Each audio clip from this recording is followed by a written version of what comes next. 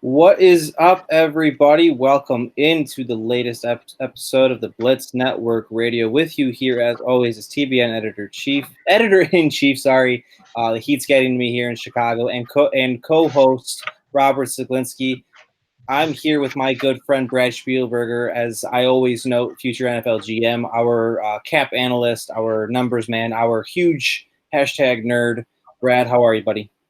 Doing great. Thanks for having me back. Excited to get back and going here. The 2019 season should be a good one. I can't wait for football to get underway here. Yeah, you noted it. The 2019 season, the camp is the official signifier of meaningful action here against 6 months of nonstop Sundays, Mondays, and Thursdays over the next half year as the Bears start up training camp in Bourbonnais here. This is our third podcast of a preview series. You've already listened to Adam and Brandon talk with me about the Bears' offense and defense. And today, Brad and I are going to take more of a general look, more of an all-encompassing look. We're going to get more philosophical. We're going to get a little deep here because that's what we do here at TBN. You can follow me on Twitter at Robert Zaglinski. You can follow Brad on Twitter at BradOTC, as I'm sure you already do. And you can follow us on Twitter at the BlitzNet. And without further ado, we can jump straight in, Brad. I think the easiest assumption to make, the easiest point to make about the Bears now that, the offseason is over, now that we can stop talking about running backs and kickers for the time being and just talk about the entire team and talk about what camp will mean and all of it. The biggest difference from this year to last year, the biggest difference from this year to really most any season in the last 20, 30 Bears seasons is the amount of expectations on this specific iteration. How everyone in Chicago expects them to make a Super Bowl run. How, while there might be some detractors on the national scene, how many expect them to make the leap and be the next second year coach team led by Matt Nagy to make a run at the Super Bowl. Obviously, that's going to be that's going to weigh a lot on them. That's going to be a lot of pressure. How do you think this affects their mentality? How do you think they've been prepping for it, and what we'll see over the course of the next few weeks in Bourbonnais as the first taste of it? Yeah, sure. I think expectations don't scare this team. I think Coach Matt Nagy, all the things he does, all these things we hear about him doing in camp and playing jokes and playing videos from last year and all of that and keeping it light will help the team deal with expectations being so high. I think this team thinks they're good. I can go so far as say they know they're good. So they want the expectations. And then, with that, they're still getting all this hate and flack in the media, which I'm happy about. I think it's a good thing. I don't want this team, resting on their laurels or thinking that they're, going to do well this year just because they did well last year. It's the NFL. That's just not how it goes. So I wouldn't say there's pressure that comes with expectations. I think there's expectations for a reason. And I think that from a fan perspective, the reason why the expectations are so much different than maybe as far as I'm remembering from kind of the earlier, 2010 range is because this team just feels more genuine to me. Just feels more like the nucleus is more homegrown. Even I'm not sure if that's the case. I don't have the numbers in front of me, but you're looking at this team. There are obviously some important free agent acquisitions: Khalil Mack, Akeem Hicks, Trevathan, stuff like that. Prince Amukamara. But we're now finally seeing, instead of those guys being, the main attraction and the most important players, this nucleus of top 15 draft picks, Kyle Fuller, Roquan Smith, Leonard Floyd, Mitch Trubisky, it's their team now. And so they have to take the next step forward and guide those other ancillary pieces as opposed to, those free agents kind of carrying the team. So that's why I think it's a higher expectation, because it just feels more like a natural Bears team. I've been one that's reverberated this point constantly in the offseason, where I think this is the most hyped Bears team of anyone's lifetime. I think realistically, even we could say that this team has more preseason hype than the 1985 Bears did, because no one necessarily knew that the 1985 Bears, and I'm just making this supposition because I obviously wasn't alive back then, they were going to be that good. I think, given the social media scale, the internet scale, and just the leveled amount of talent and like you said, genuine and natural construction they have, this is there hasn't been more anticipation for any given Bears season than anyone that's alive and not senile can remember. Do you agree? I would probably push back. 2006, coming off the 2005, won the division. They did lose in the divisional round, but they won the division. And the following year, of course, 06, was a Super Bowl year. So I think that defense, I think everyone knew that defense was going to be outrageous. And it just kind of came down to can the rest of the team carry them, further than the divisional round. So, and then I guess just to throw more examples out, I think the year Cutler came in, I just remember the city buzzing around that, whether it was smart or not. So I think those two are the two other potential ones that I could remember in my lifetime. But this one, it's definitely the first in, almost a decade, or the highest and the most hyped in almost a decade.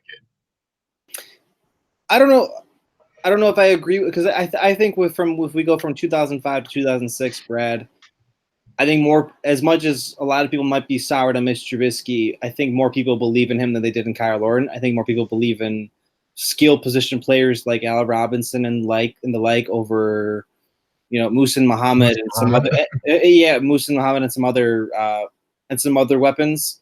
I think people thought the Bears were going to be competent in 2006. I don't know if they thought they were going to win 13 or 14 games or 13 games. That is what it ended up being and making it a run to the Super Bowl. I think people are absolutely dead set on Super Bowl, just in comparison. Not to argue, because I generally agree with your point. I'm talking more of the preseason expectation. Yeah, no, I'm with you 100%. I kind of was playing devil's advocate, but I see what you're saying for sure. You're supposed to be a good advocate, not a devil's advocate. Haven't you seen the movie? Haven't you seen what Al Pacino did to Keanu Reeves, Brad? Come on, man. First of all, if you're talking about John Wick, I haven't, but I need to. Wait, what? No, okay. Brad, you're a law student. I need you to watch The Devil's Advocate now. Oh, it's called The Devil's Advocate. Oh, okay. It's called The Devil's Advocate. Keanu Reeves, Al Pacino, and I need you to take a spiritual lesson from that. Sounds amazing. That sounds. It's actually a little bit over the top, but it's pretty good. Anyway, when we talk about main roadblocks, so one of those things was pressure. One of those things, or could be pressure, but just based off of how this Bears team carries itself, it might not be. But outside of how they view themselves, outside of the magnifying glass at House Hall, what in your mind is something that could hold them back from making a run all the way to February and hoisting a silver trophy on a platform with confetti raining down? Sure. I don't want to recycle the same old narratives and say things that are obvious, but I think that they're recycled old narratives and obvious for a reason. Everyone's been talking all offseason about particular regressions that I don't necessarily agree with. I don't think this defense is going to fall outside of the top 5 or 7 defenses in the league. I don't. I do think that the offense is going to get markedly better as well. So hearing that at first, you might say, okay, well, what are you expecting to go wrong? Well, it's a year-to-year league, and the Bears had, by some metrics, the easiest schedule in the NFL last year. And you can't, people like to say you can't predict this upcoming season's schedule because, who knows what's going to happen. We're playing the Chargers in week 8. What if Phil Rivers gets hurt in week 6? So I don't want to panic, but this schedule is infinitely more difficult than last year's schedule, and particularly on defense. So I have in front of me, I guess I should mention this because I'm going to be citing it throughout the podcast. I have in front of me the Warren Sharp 2019 football preview. I recommend it. It's a great book to get you ready for the NFL season. He projects the Bears to have the most difficult passing defense schedule after having the easiest last year. So we complain about Trubisky and moving the ball through the air and all the challenges that come with that. Well, it's not just he needs to get better and he needs to get smarter and learn the offense. We also saw him do what he did last year against, by some measures, the softest pass defense schedule in the NFL. So I think people need to just have realistic expectations with, kind of how this team is going to come into the year. When you note the most difficult pass defense, Brad, I'll just kind of piggyback off of that and note the schedule specifically. They have to go to Denver and Vic Fangio, and obviously there's a ton of talent there with Von Miller, Bradley Chubb, and Chris Harris. You have the Vikings twice. You have the Chargers and Joey Bosa and Melvin Ingram and Derwin James. You have the Eagles, who might be the other most complete team in the NFC on paper, who will also likely have a very good pass defense. Yeah, I mean, there's not, and then the Cowboys, of course, who the Bears will play in December in a Thursday night game. A little bit of an underrated defense there, but also competent enough. So the numbers that Sharp supposes and the schedule certainly lines up with that. I'll go more with kind of going with the schedule in general. I think having been, as much as they might not be resting on their laurels. The Bears have 5 primetime games immediately from the outset. They haven't been flexed into any of them. That means that there's a bit of an expectation they're going to be great. That means they are playing a first place schedule. That means they're playing the Saints, the Chargers, the Eagles, the Rams, the Eagles and Rams ladder, which both road games. They're playing Dallas. They're starting the season. They're supplanting the usual Super Bowl champion tradition by playing the Packers at home, which might set the tone for the rest of September. I think in that there's going to be a bit of a bigger target on their back psychologically, and here's my best advanced PhD that I earned at the University of Phoenix online. I think that increased target on their back will have teams give a little bit more of a better shot at them. I think last year they were able to catch, for example, their division rivals off guard in the Packers and Vikings later on in the season, and they were able to catch the. I think there was a little bit of that element of surprise where no one knew, even after trading for Khalil Mack, no one knew just how good the Bears would be. No one knew what to expect in every phase. This year, okay, that defense is good. Okay, there's a lot of talent there. Everyone's going to be a little bit more prepared. Everyone's going to be gunning for them. And I'm just curious to see how they handle it. I'm just curious to see how they juggle with that. Yeah, definitely. It's a big mentality change. I mean, the Eagles team likes to talk about it. The Super Bowl team from 2 years ago, them being the underdog was the biggest motivating factor they had. And they actually won the Super Bowl. Yeah, right. But you could tell that chip on that shoulder was so huge. And, what was it? Jason Kelce would wear the dog, helmet after every game saying, we're the underdog. And so I think that energy paired with Nagy coming in and kind of making them believe in themselves and building their confidence, it was a perfect formula, just a perfect recipe last year. I don't think it's going to fall off. I don't expect it to fall off, but they have to be prepared. Like you said, not that I think NFL teams are not preparing, every week the same, but teams were not, scared of them being the Bears being on their, their schedule. And this year, they're not scared, but they're taking note and they're circling that game on their calendar. Whereas for the last 4 years, I don't think any team has circled the Bears on their calendar, at all. So. Yeah, the Bears are the measuring stick now, or one of the measuring sticks. Like you say, like the Bears, okay, for example, go to London to play the Raiders in Week 5. The Raiders will want to have something to prove. Like, oh, hey, we're more than Khalil Mack. Oh, hey, the Bears are really good. Like, I don't expect the Bears to necessarily lose that game right now. There's a clear difference in distinct difference in talent now, but that's just an example of an underdog that's going to give a bit of a better shot. How worried? And I'm not someone that is worried. I'm someone that, oh, hey, it's still July. Oh, hey, it's still, we're only in the training camp phase. So I'm not going to worry about it until it's an issue again. But how worried should everyone be about kicker sinking? I mean, maybe I'm just telling myself this. I'm not paying attention to it at all. I genuinely don't think it matters. I think that it will be addressed before the season begins. I don't think a kicker needs preseason.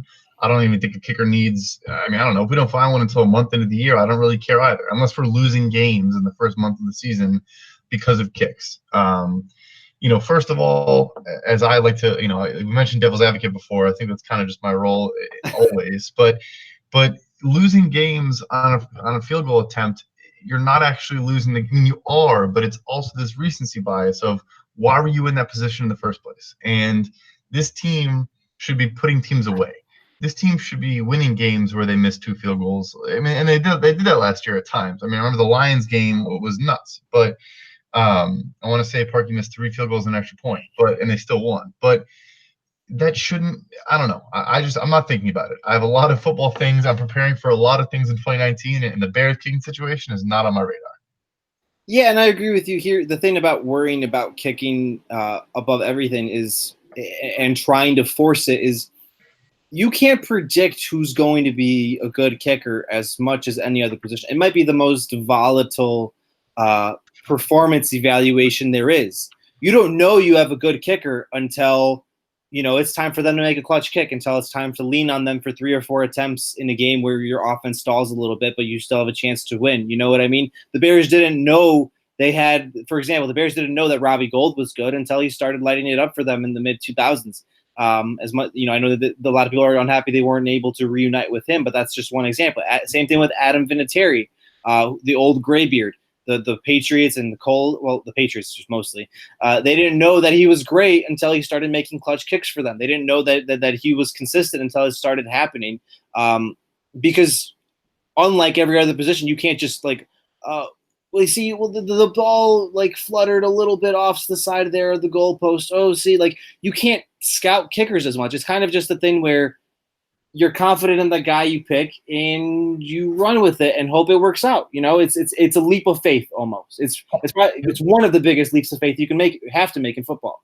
100%, and it's frustrating, and I get that fans and outsiders want to understand it and want to know why it can't be fixed, why there aren't 32 people on the planet that can be good field goal kickers, but the NFL teams want to know that as well. And an example I could bring up, like you're saying, the Vikings drafted Daniel Carlson 5th round last year, which is a good round for a kicker. He, of course, struggles out of the gate, and I think they cut him in week 2 or 3. And he ended up being a phenomenal kicker for the Raiders the rest of the year, and he's now their kicker. You just don't know. So for all we know, Matt Gay or Austin Siebert or any of these guys that got drafted this year, who knows? Maybe they get cut in week 3 and the Bears sign one of them and he becomes a stud. It's just so random. And I just don't want to I really just don't want to dedicate any sort of mental energy to thinking about an NFL kicker. There's so many other things that matter so much more. No, I agree. We had to touch on it though here for this specific segment, but otherwise I will completely ignore it until it becomes an issue, or if it becomes an issue again, my friend. I'm just noting it here. Yeah, no, definitely. Who, in your mind, Brad, would you suppose are the biggest roadblocks in terms of competition for the Bears, specifically in the NFC? We know in the AFC it's probably going to be the Patriots again, probably most likely the Browns, a preseason darling. But in the NFC, you're gonna have to get through the gauntlet of the NFC playoffs. You're gonna have to get through the gauntlet of the NFC North. Who you see most standing in the Bears' way? Sure. I think that, we've mentioned the schedule overall, so just touch on that as well. I think that one thing about the schedule last year, that outside of one stretch where the Bears had to play a Monday night game and then play a Thursday game against the Lions, they also just had a favorable schedule in terms of travel, in terms of rest, just small things like that people don't necessarily think about. So to answer that question, a stretch that scares me is you have week 7 through week 12. So you have home against New Orleans coming off a bye, which, hopefully coming off a bye, you can get a W at home against New Orleans. Maybe it's bad weather, ideally. But then you follow it up with the Chargers the next week. Then the next week you have at Philadelphia in a game where the team's obviously going to be fired up on all cylinders. And then I know we argued about this last year, but they then have a home game against the Lions after the road game at Philly, which I'm a believer of letdown games. I think it's a massive letdown game. Then they go, and it's also a look-ahead game because they have the Rams the following week. So you have Saints, Chargers, Eagles, which is already a gauntlet. And then sandwiched between Eagles and Rams is a Lions game you have to take care of. And then after the Rams game is the Giants game again, which we were arguing last year about letdown games when I was saying that I was nervous about the Giants game, which they, of course, also lost because, the backup quarterback's playing and all that. But that stretch of 6 games to me is just a gauntlet that you have to win 2 or 3 of those games or the season could be over by week 12. I agree with that, and I will build on it by noting that I think this year, if the Bears are going to make a Super Bowl run that everyone hopes or expects them to make, I think they have to get a first round bye. I like most of recent history. I think the last 5 or 6 Super Bowls has involved a matchup of top seeds of number 1 or number 2 seeds. I don't anticipate that changing this year. I don't think there's going to be this magical Giants or Steelers team of 2008 or 2007 or 2011 making a run. I would argue that was part of the reason the Bears had a one and done last year. As much as they had failures against the Eagles, I think if the Bears ended up having a first round bye in one of those dumb games they lost, like that Giants game, like that Dolphins game in the heat, like that Packers lone lead, they probably would have at least played in the NFC Championship game. Maybe that's my biased perspective, but a bye changes everything. And if I look at the construct of the NFC, I think it's imperative that they stayed in line with the Eagles, because I think I kind of alluded to it earlier. I think the Eagles are the other best team in the NFC. In fact, I probably would say that the Eagles are better than the Bears. That's just my opinion. And I think you have to stay in line with them. I think you have to stay. I think you have to stay in line with the Saints. I think I would expect the Saints, as much as maybe Drew Brees is in a little bit of a decline. I know maybe you'll disagree, Mr. New Orleans, but he is. They're still going to be very good. They're still one of the better teams in the league. Same thing with the Rams, and that's uncoincidentally that stretch you mentioned has all three of those teams. You have to be ahead and in line with each of those teams throughout the season. If the Bears end up with number 3 or number 4 seed again, or a wild card, I mean, it's not impossible. It'd be stupid to completely write them off, because football, anything can happen in single elimination games. But I think a bye will make or break whatever they can do in the postseason if they get there.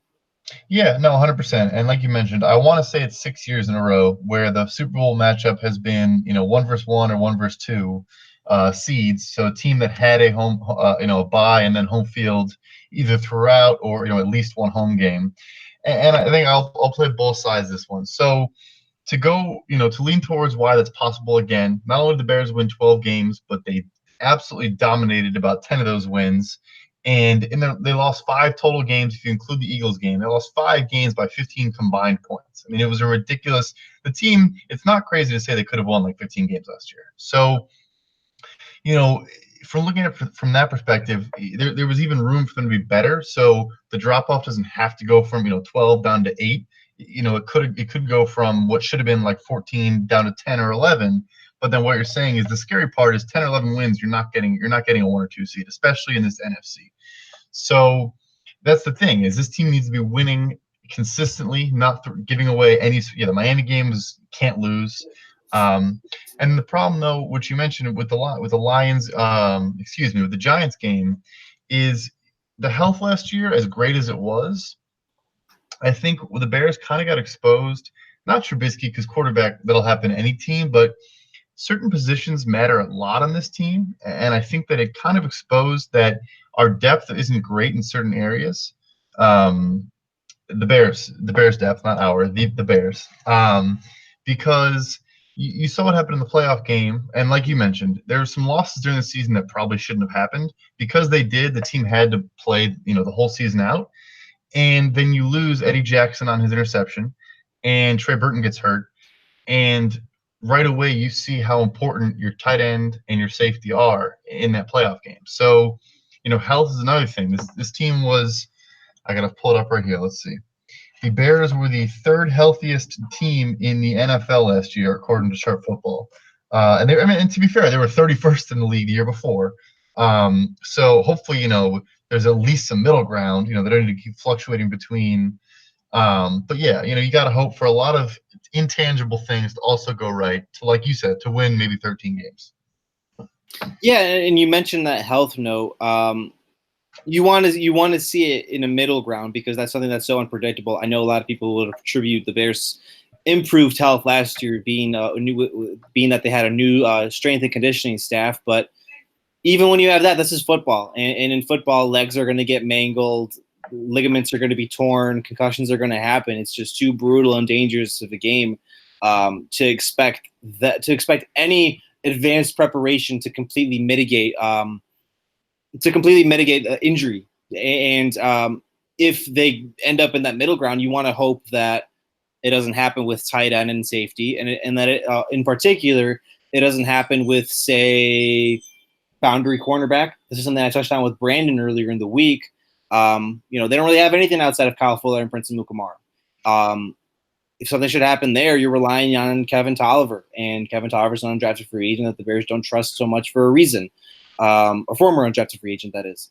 You don't want to see anything happen at tackle unless you believe that much in Rashad Coward. You don't want to see. You don't want to. I mean, there are problem areas that I guess what I'm getting at is they're going to have to be a little bit lucky to where if their injuries increase, that it doesn't happen to any of those positions where it's that so severe. I'm not someone that normally leans on those intangibles and those merits of fortune, but that's sometimes how it works. That is sometimes just how the cookie crumbles. But yeah, so like you said, all right, Bruce. All right, Bruce Almighty. Yeah, yeah. So yeah, you got to hope for, and everyone has luck, and luck is how you make a deeper push than you may have in the first place. But that depth is key, and we've seen it time and time again these past couple of years. So yeah, we just gotta hope things fall in the right place again, and I just don't want to fall in the trap of not remembering. Again, luck might not be the right word, but how lucky the Bears were last year in certain areas.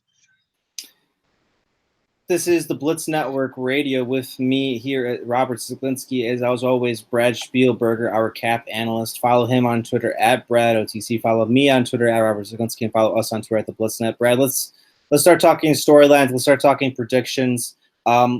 Give me one offensive storyline you're watching for the start of camp, for the season, whatever. Take it wherever you like. What for the Bears? This falls in line with several kind of position battles I'm looking for. But so offensively, Anthony Miller, I think you could say he broke out last year. You could maybe argue he didn't fully break out because of the lack of volume and some injury issues. He needs to look like a bona fide stud next year. I think we need to see Anthony Miller be a household name, that type of level of player. I think wide receiver, there's a reason why they've drafted there, a couple times in the last couple of years. I think some people were caught off guard by why Riley Ridley was taken in the 4th round this year. Not specifically the player, but just that position, that early in a draft where I think people thought there were other, weaknesses on both sides of the ball. I think it makes perfect sense. I think Taylor Gabriel and Allen Robinson, I think Allen Robinson will be on the team in 2020. I almost guarantee Gabriel will not. And I wouldn't be surprised if Robinson was not, if maybe, something catastrophic happens. So Anthony Miller needs to become almost like a Juju Smith-Schuster type emergence. Like, I can be the number 1 wide receiver on this team. I will also go with playmakers, and it's something I touched on with Adam earlier in the week, is I want to see finally once and for all, and I think a lot of people also want to see, is do the Bears have anything in Adam Shaheen? Can he even stay healthy enough? Can he even play in a week 1 game, which he hasn't done yet? His rookie season he didn't do because the Bears didn't feel he was ready. In the second season, he was injured. Going into the season with Trey Burton, who is objectively fine, would probably not kill the Bears and won't kill their Super Bowl chances. But should anything happen to Burton again, then you're leaning on Shaheen. Then you're potentially leaning on someone like a UDFA like Dax Raymond. That's not ideal. The Bears drafted Shaheen 2 years ago because they think he's phenomenally talented. They think he's naturally gifted. And they've only seen the smallest flashes of it, if that. This is going to be that ultimate final concrete judgment year of whether he is anything salvageable, whether he is anything useful, whether he is an NFL player for the long term. And I think eventually they kind of need him to be. It's not the biggest deal on a team that is otherwise mostly stacked and mostly complete, but it could become a problem down the line, especially at a position where the Bears are just mostly average. They're just kind of there. They just kind of exist there at tight end. Yep. Moving over to defensive storylines, my friend. So it's funny that the way you were just describing Shaheen, to me, could have been you describing another a very high draft pick that's had a couple stumbles out of the gate. Your favorite, your child, your one true son, Leonard Floyd, who, of course, tread lightly, Spielberger. Oh, I know. I think for the 3rd year in a row, it's the article going around that they're expecting big things out of Leonard Floyd. Which, I mean, let's hope they are. Let's hope we see some of that. But I'm going to go with, on defense, I'm going to go with kind of a different one. You mentioned boundary corner, and I agree there's a big question mark there moving forward. Amukamara in 2020 is a question mark. I'm going to go with inside linebacker, though. So I came into last year kind of pounding the table, telling people, Danny Trevathan might not be on this team in 2019. And the reason I said that was because coming into last season, he had a bunch of different injuries. He had the suspension on the big hit on Devontae Adams, which I'm not saying was malicious, and just couldn't consistently stay on the field. When he does play, it's at a high level. He's clearly a leader on the team. But anyways, this team needs to move forward after this year with Roquan Smith and someone cheap at inside linebacker. I like Danny Trevathan. It can't be Danny Trevathan. And so I think the big storyline is, are we going to see Iggy step up? I'm going to be paying close attention to Iggy's snaps this year. I don't think Kwiatkowski has it. I think he's shown that. So that's the big one for me, is when one of those two, inside linebackers potentially goes down, Roquan and Trevathan, which I think is possible. One of the two may miss a game or two. Pay very close attention to Iggy. Or is that a position that we're going to have to – the Bears are going to have to address in the offseason, is finding that another signal caller in the middle of the defense? Yeah, I for one would like to know more Iggy's aside from the one in Super Mario World, who is always one bitch of a boss to get there. I have to admit, I would like to see Iggy prove himself as to transcend past that video game world. And I know that is a very nerdy reference, but I for one do not care. For me, the more obvious storyline, I'll go with more obvious one. I like the linebacker angle. How do the Bears run their defense? Like, just to put it plainly, how do they run their defense with two safeties that have contrasting style or similar styles? That is, Eddie Jackson, Hoglund, Dix. As much as I wasn't his biggest fan of Adrian Amos, I think he's just a solid player, not necessarily a field tilter. He was that extra linebacker in the box. It was a very specific defensive scheme the Bears ran, where Jackson was the freewheeler there in the back end, and they more or less had a set lineup. Now you have two freewheelers. Now you have two guys with range that take a lot of risks to get turnovers and who aren't necessarily the best tacklers, but are sometimes competent there. How do you run the defense? How does Chuck Pagano, with all of the talent he has, how does he find a way to get two players like that to mesh chemistry-wise? I know they're both former Alabama guys, but it's completely different when you're trying to implement this on the fly. It's completely different when you're trying to get this, when you're trying to stop Aaron Rodgers and you're trying to stop Carson Wentz and you're trying to stop Jared Goff and Sean McVay. I'm just curious. That's the kind of thing where it's almost like you have one square peg and you have these two triangle blocks and you're trying to fit both of them in. Like I really would like to see how the Bears can balance that effectively, because I think it's going to determine whether they stay in the top 5, top 7 of defense, like you mentioned at the top of the show. Yeah. All right, Brad. Team MVPs. And let's start talking bold predictions as well. So, offensive MVP. Let's do that first. Ooh, put me on the spot here. So if I had to guess who it was going to be, I'd probably stick with my same answer. I think it would be Anthony Miller again. But whoa, you're giving the second-year receiver who disappeared for a month and a half in his rookie season the MVP? Okay, go on. Big time chops. Well, I guess just the way I'm looking at it is MVP as in value compared to what I expect out of them. Who's going to exceed that value by the most and make the largest impact on this team in 2019? Right. I think he's on there, and it's tough to pick offensive linemen because it is a unit. But I do think that the position of center is at a point where it's a bit underrated. It kind of had a spike. We've probably talked about this before, but it had a bit of a spike where some of the elite centers, the Jason Kelce's, the Pounceys of the world, were both getting recognized for their contributions and getting paid, adequately. So this switch from Whitehair and Daniels, moving Daniels back to center in his college position and Whitehair to left guard. If James Daniels can get out in space, get to the second level, and can block, the way that you need your center in today's NFL to be able to block downfield, I think it changes the entire offense. I think it opens up the entire game. They were frankly not good last year on the interior. They had 3 yards of carry behind the center, which is one of the worst in the league. and 3.2 yards per carry behind the left guard, which is also not good. So, I think we talked a lot about the right side of the offensive line and how we, got nervous by Long and Massey, but they really weren't good either direction running whatsoever. And they were good in pass pro, but one of the top 10, usually listed around 7th in the league based on Football Outsiders and stuff like that. I think that was more of a new scheme and new play calling environment in Nagy than it was the offensive line just all of a sudden becoming light years better. I want to see continuity there. I want the pass protection to remain top 10, and if it does, that would be an MVP contribution, from the offensive line, especially the two guys I mentioned. Wait, so okay, let's nail it down. Anthony Miller or James Daniels, Brad? Make a decision. Let's go. Oh no, we're going. Let's do interior offensive line, but James Daniels, I had to pick one. Okay. You're doing the devil's advocate thing, my friend. I need you to make the concrete decision there. All right. Mitch Trubisky. No, just kidding. I know. No, sorry. No, I mean, I think he'll have a fine season.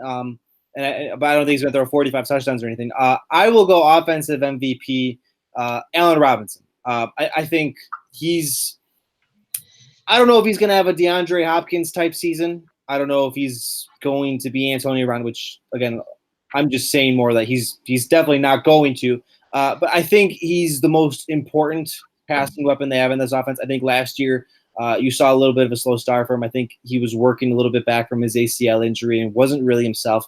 I think we start to see glimpses of that this year. Our own Kyrie Thompson wrote about him earlier this week. You should check that out. I think you see a real bona fide 1,000-yard, double-digit touchdown guy that this offense can more or less run through. As much as they have a variety of complementary weapons across the board now, Robinson's going to be that go-to guy. Robinson is going to be the guy that they're going to continue to go to move the chains, to make a big play in the red zone. And you'll see it pay off with full dividends that free agent contract he signed last spring. So the dude A-Rob will fully show up, in my opinion. I love that one. I'll move on to defense, but real quick, I love that pick as well. I think he needs to be a guy who, we saw 10 catches, 143 yards, and a touchdown in the Eagles game. He doesn't need to do that every week, but he needs to be a threat to do that pretty much every week. And I think he totally can be. And I think his chemistry with Trubisky got better as the year went on. And I agree. I like that pick a lot. I mean, the sky's the limit there, honestly. Absolutely. You mentioned the defense. Always a tough one as well. This defense is, so many people to choose from. I'm gonna stick with my favorite, my guy. I still think Akeem Hicks is probably needs to be the MVP of this defense. I think that, of course, you have the Khalil Macks of the world and the Eddie Jacksons, flat out superstars. And Hicks kind of sails by, still doing his job at an extremely incredible level and getting not as much recognition as I think he deserves.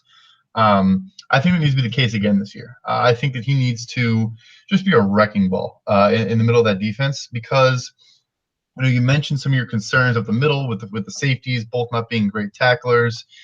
We talked about the linebackers with Roquan and Trevathan, and the middle of that defense needs to be fortified. I'm less concerned on the boundary. I like the way Fuller and Amukamara can play on outside receivers, but with Skrine in the middle being way less of a weapon, both tackling against the run as Callahan was, and just shutting down the interior route runners.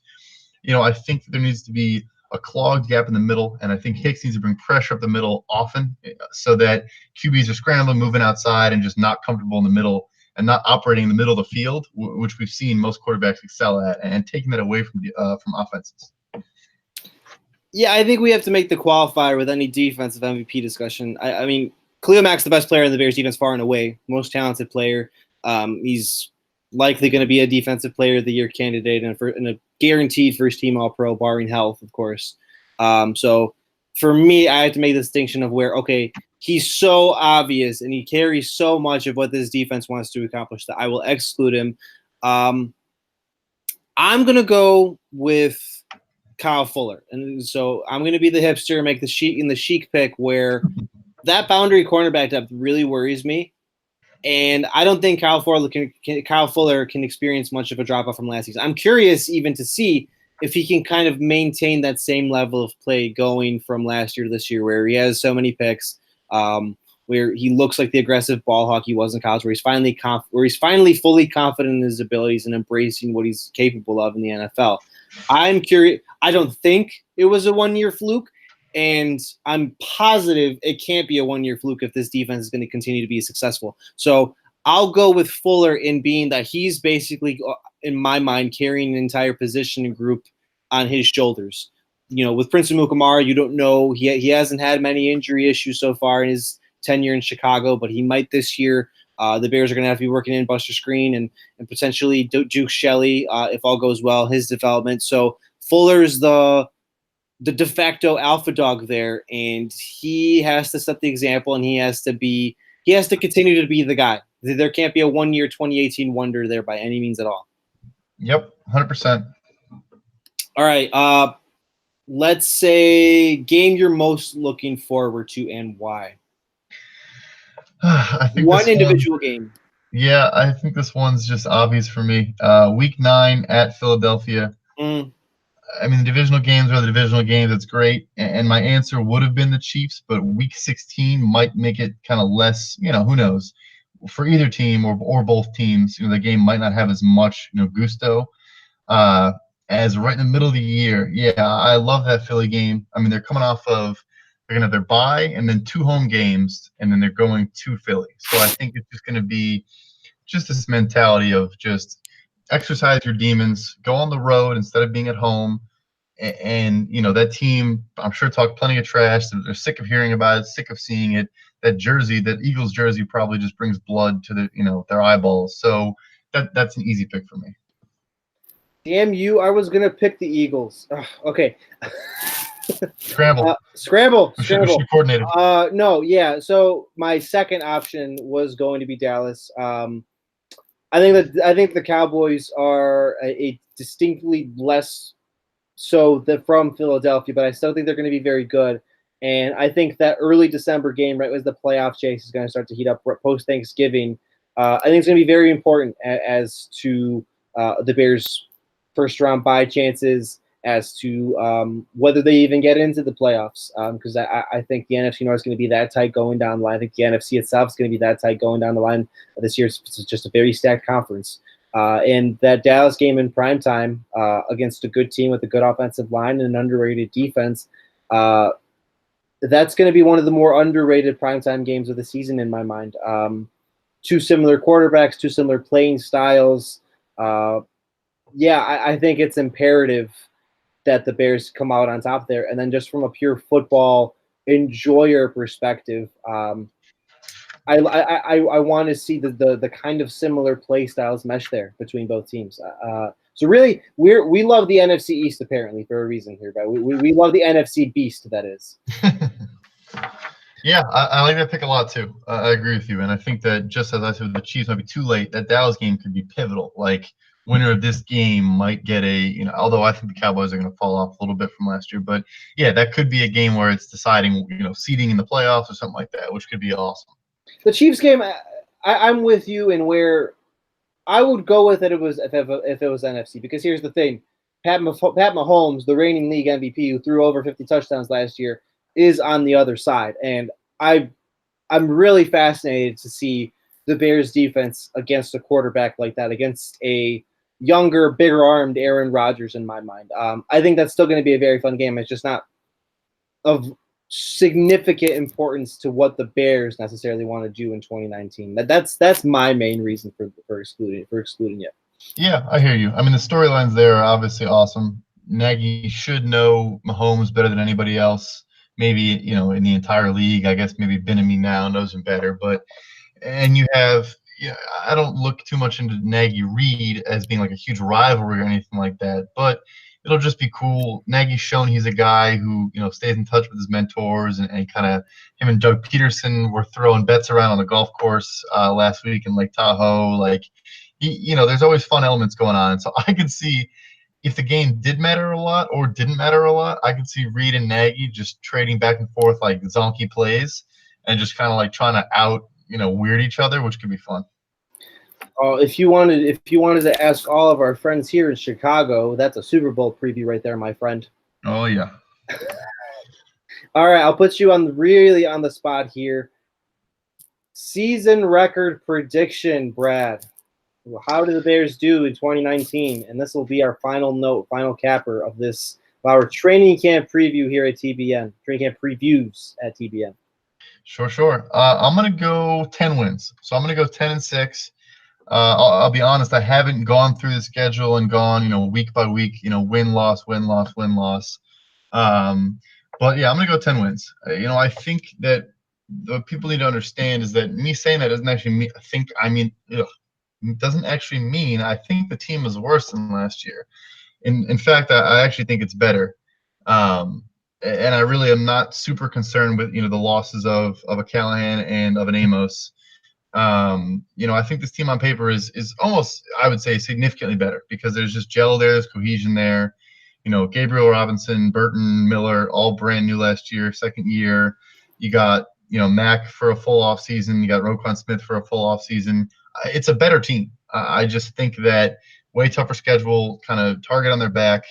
I'm going to go 10 wins. I hope that gets them a wild card. And I know we've mentioned many times you don't win the Super Bowl unless you're a 1 or 2 seed. But give me a run to the NFC Championship game or something like that, and that would be awesome.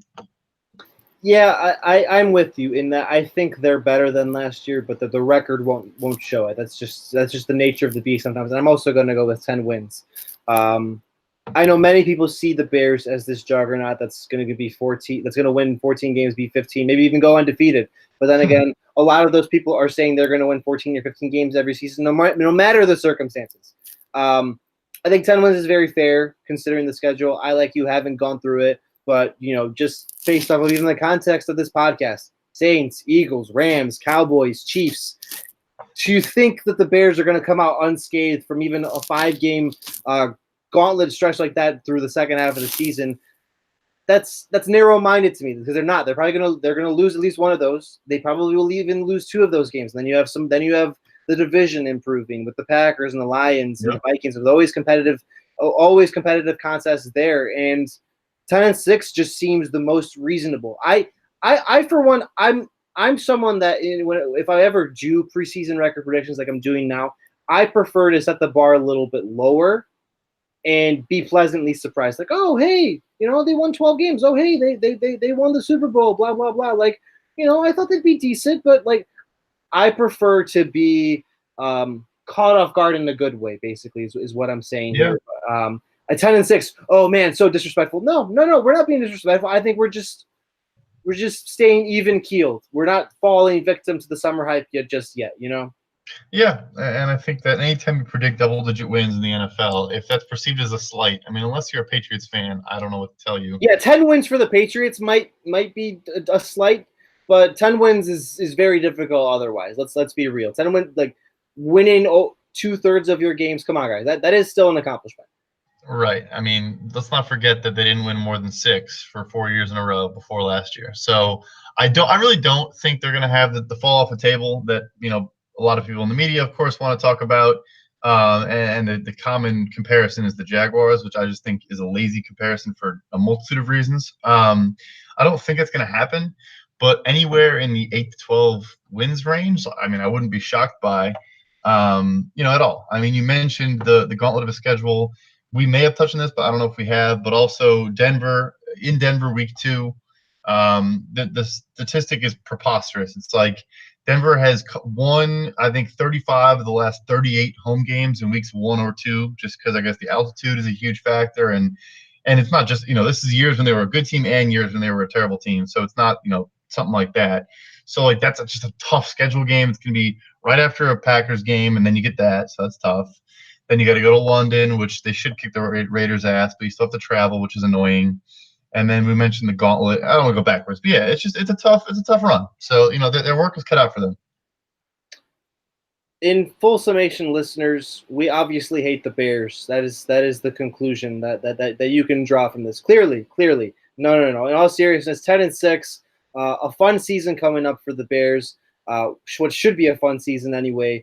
We'll have you covered every step of the way here at the Blitz Network. Brad, I didn't know. I know I didn't disclose this to you in the pre-show, but again, like you know me, I like to finish most of these shows off with a little non-football discussion.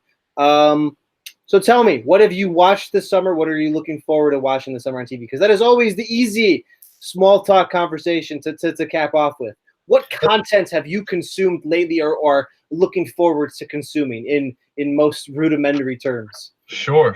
So I'm a big TV guy. I like movies, but I'm more of a TV guy. I liked this summer. Dead to Me was a good show, new show. Very interesting show. I'm watching Imposter right now. Also a very good show.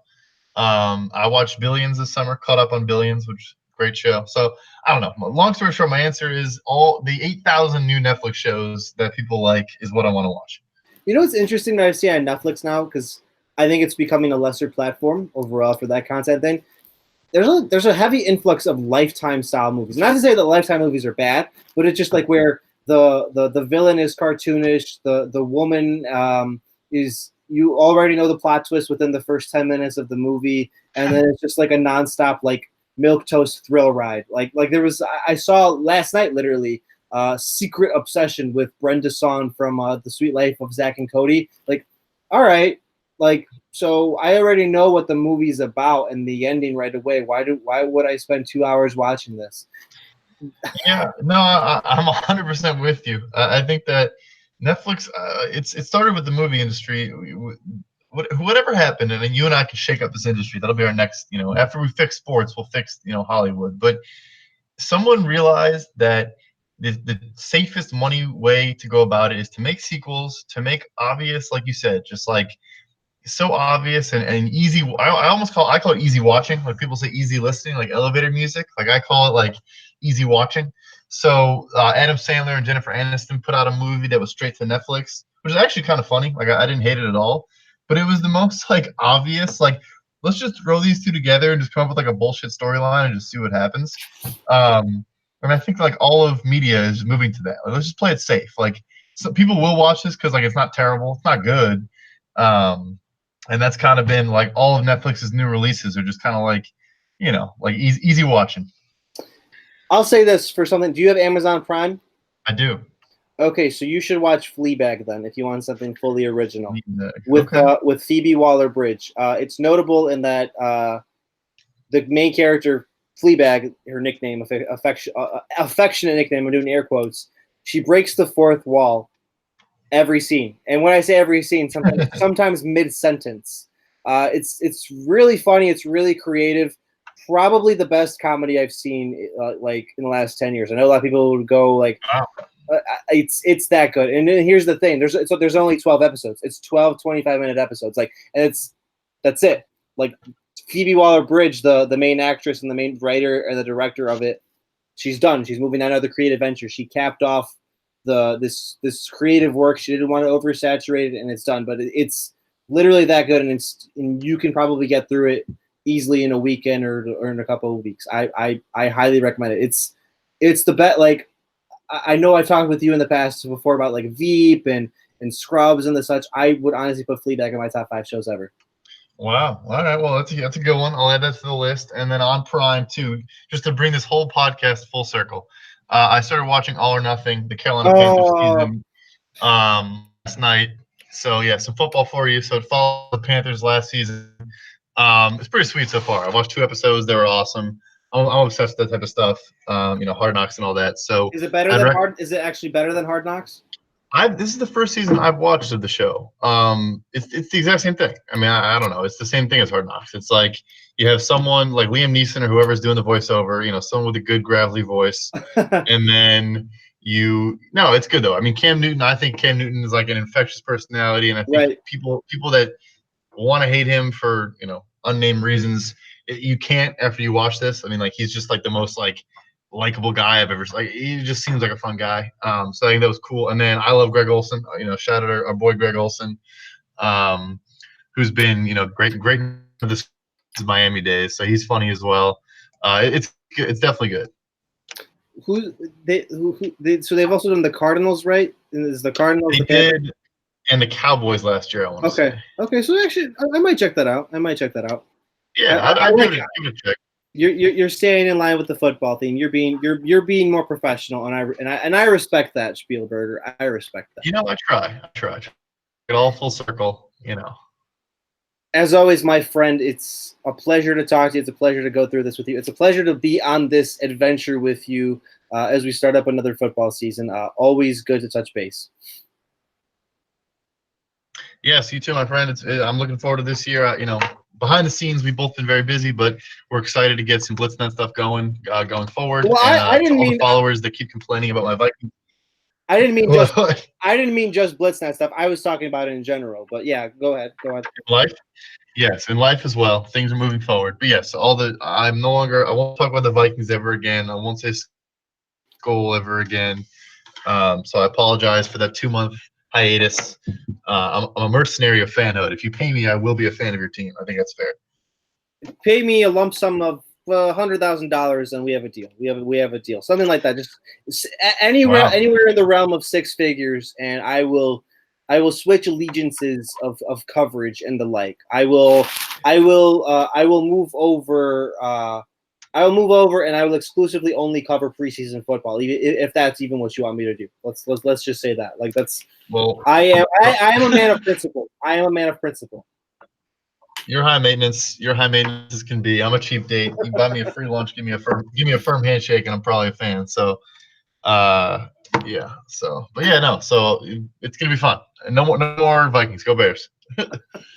This has been the Blitz Network Radio. That is Brad Spielberger, our cap analyst, our pro football focus nerd, former Vikings intern, future general manager, as I always say. You can follow him on Twitter at BradOTC.